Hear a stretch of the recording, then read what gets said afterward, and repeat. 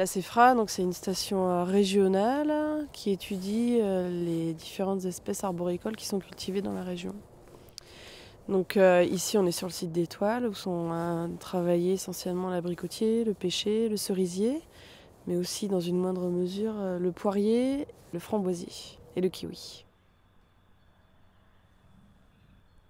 Les pépiniéristes nous confient leurs variétés pour qu'on donne un avis objectif quant au rendement, à la productivité, à savoir comment la tailler, comment la fertiliser. Est-ce que c'est une variété qu'il faut éclaircir beaucoup? Est-ce qu'elle est sensible à certaines maladies?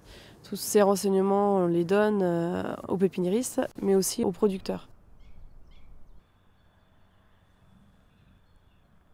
On regarde 3-4 arbres pour voir la qualité du fruit. Ensuite, si ces variétés sont sélectionnées, on met un nombre d'arbres un peu plus important. Et là, on regarde vraiment l'itinéraire technique, comment l'améliorer. Et on arrive à sortir des petites études technico-économiques pour savoir si c'est rentable pour le producteur de produire cette variété.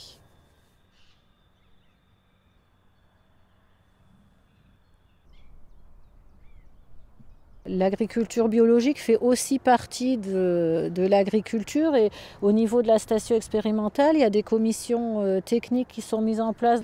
Et donc là, ça permet justement de confronter un peu ce qui a été fait, de donner les résultats et de voir ce qui peut être mis en place pour les années suivantes, justement pour toujours progresser.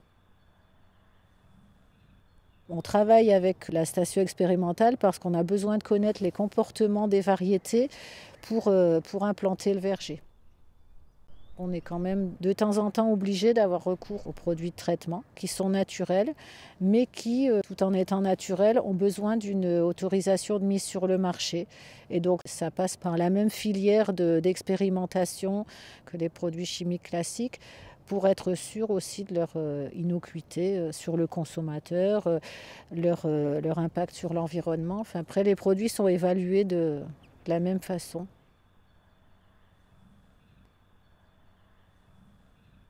Bon, il y a des essais mis en place à la CEFRA sur les maladies, par exemple, quelque chose comme la bactériose qui fait beaucoup de dégâts sur abricots, notamment en Rhône-Alpes. On essaye de voir la meilleure façon de gérer cette maladie et après pour le communiquer aux producteurs pour éviter des pertes trop importantes en verger. Là on voit de la gomme, c'est de la sève en fait, ça commence à se voir maintenant. On commence à voir l'écorce qui est noire là. Donc là il y a la bactérie qui est rentrée par le bourgeon à l'automne. Tout ce rameau va être foutu en fait. Et ça c'est des attaques de l'année dernière. On a refait un circuit de sève de part et d'autre. Il va peut-être s'en remettre s'il n'y a pas une réactivation du chancre cet hiver.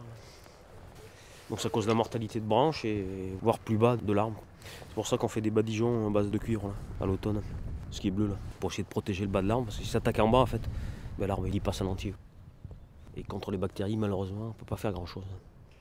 Il n'y a pas de produit là.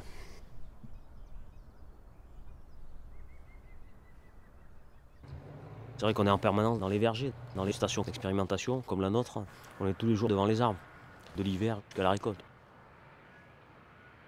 C'est un métier qui permet d'être en contact avec les producteurs, les arboriculteurs, d'une part, et puis être en contact également avec la recherche, on va dire un peu plus fondamentale, l'INRA ou les pépiniéristes par exemple, les créateurs de variétés.